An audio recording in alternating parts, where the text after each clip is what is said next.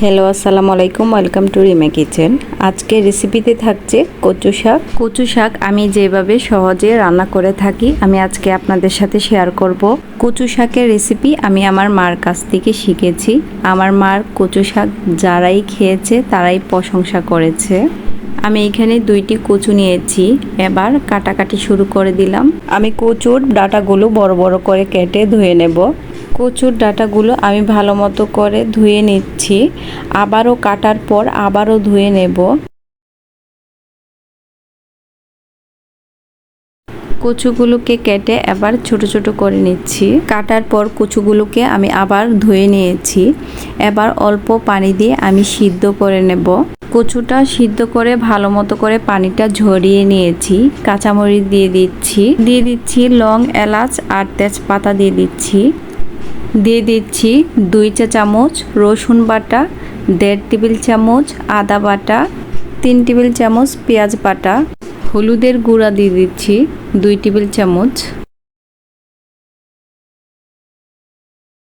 2 table চামচ দিয়ে দিচ্ছি জিরা আর দিয়ে দিচ্ছি স্বাদ মতো লবণ। সবগুলো উপকরণ দিয়ে এবার হাত দিয়ে ভালো মতো করে মাখিয়ে নিতে হবে। মশলা পাতিগুলো যাতে কচুর গায়ে গায়ে লেগে যায় এরকম করে মাখিয়ে নিতে হবে। যত ভালো মতো করে মাখিয়ে নেবেন ততই কচু শাকটা খেতে ভালো লাগবে। কচু শাকগুলো ভালো মতো করে মাখিয়ে নিয়েছি।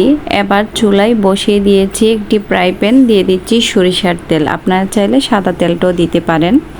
কয়েকটা শুকনা মরিচ আমি ভেজে নেব। এইখানে আমি মিডিয়াম আঁচে শুকনা মরিচগুলো ভেজে নিচ্ছি। মরিচগুলো অনবরত নেড়ে নেড়ে ভেজে নিতে হবে, নয়তো একদিকে হবে আরেক দিকে হবে না। মরিচগুলো ভাজা হয়ে গেছে, আমি এবার নামিয়ে নিচ্ছি। এইখানে আমি পেঁয়াজ কুচি দিয়েছি 1 কাপ। পেঁয়াজ কুচিটা আমি ব্রাউন কালার করে ভেজে নেব।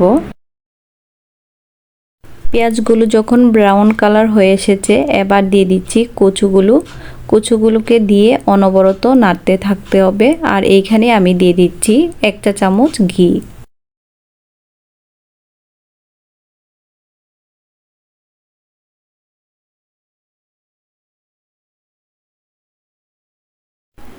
আমি এইখানে 2 চা চামচ চিনি দিয়ে দিচ্ছি। আপনারা চাইলে দিতে পারেন, নাও দিতে পারেন। কচু শাকে চিনি দিলে আমার কাছে ভালো লাগে, তাই আমি কচু শাকে 2 চা চামচ চিনি দিয়ে দিয়েছি।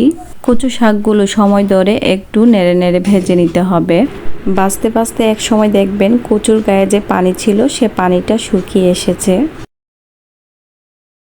কচু শাকগুলো ভাজতে ভাজতে এই যে ভাজা হয়ে এসেছে, কচু শাক থেকে পানিটাও শুকিয়ে গিয়েছে। এবার নামিয়ে নেব। চুলাটা আমি বন্ধ করে দিচ্ছি। দেখলেন তো কত সহজভাবে কচু শাক রান্না করা যায়। কেমন লেগেছে আমার রেসিপি? ভালো লাগলে লাইক, কমেন্ট, শেয়ার করে দেবেন। Thank you for watching this video. আল্লাহ হাফেজ।